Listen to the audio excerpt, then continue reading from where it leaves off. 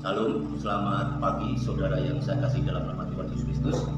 Pagi hari ini kita akan menikmati sarapan rohani yang pastinya akan membekali kekuatan kita dalam beraktivitas hari ini. Tuhan Yesus memberkati, namun sebelumnya kita akan berdoa terlebih dahulu. Tuhan Yesus Kristus, Juru Selamat kami yang hidup, kami bersyukur menerima hari baru di saat kami sudah dibangunkan dalam keadaan sehat. Kami rindu Engkau memperlengkapi kami, menyertai kami, membekali kami dengan firman kebenaran yang akan menjadi kekuatan buat hari baru yang kami nikmati pagi ini. Engkau yang akan terus menjaga kami, dan kami siap menjadi anak-anak-Mu yang menyenangkan Tuhan. Di dalam nama Tuhan Yesus Kristus, firman kebenaran ini akan menjadi kekuatan yang baru. Terima kasih Tuhan Yesus, terima kasih. Amin. Salam, semangat kembali saudara yang saya kasih dalam Tuhan Yesus Kristus.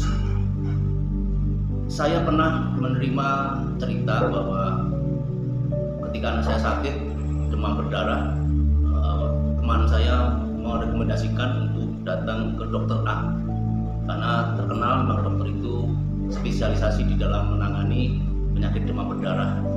Dan benar, ketika saya bawa anak saya ke dokter A ini, ya, melalui obat resep yang diberikan, itu anak saya sembuh. Ya.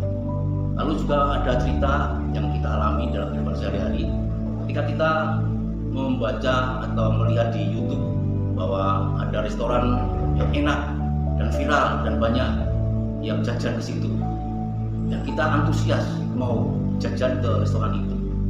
Lalu pertanyaannya adalah, bagaimana kita sebagai orang Kristen menyikapi kabar baik Injil? Pastinya kita tidak seperti yang respon yang kita berikan seperti ketika kita menerima kabar bahwa dokter A begitu mujarabnya ketika memberikan resep, atau juga meresponnya dengan antusias ikut memviralkan bahwa restoran A, restoran itu enak dan murah terjangkau. Tapi kalau kita mau mengingat kembali, kita adalah anak-anak Yesus yang mendapatkan tanggung jawab mengabarkan kabar baik bagi orang lain.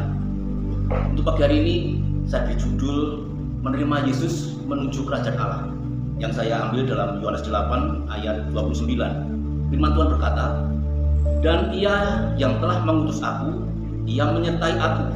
Ia tidak membiarkan aku sendiri, sebab aku senantiasa berbuat apa yang berkenan kepadanya."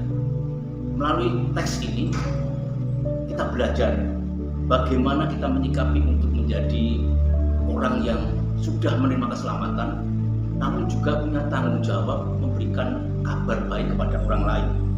Dan kita benar tahu bahwa dalam perikop ini, narasi ini, di ayat 23, 26, 29, Yesus mengatakan dia datang dari atas, dia diutus dari Bapa, dia dijadikan pribadi yang menyerupai, menyamai keberadaan manusia yang berdosa. Tapi kita jelas mengimani bahwa Yesus Kristus yang dari atas itu tidak berdosa. Dan ketika Yesus datang dengan begitu banyak mujizat keajaiban dan memberikan janji kehidupan kekal, terkadang manusia yang diterimakan untuk menerima kabar ini masih saja menolak. Di ayat 24, "Sebab jikalau kamu tidak percaya bahwa akulah dia, kamu akan mati dalam dosa."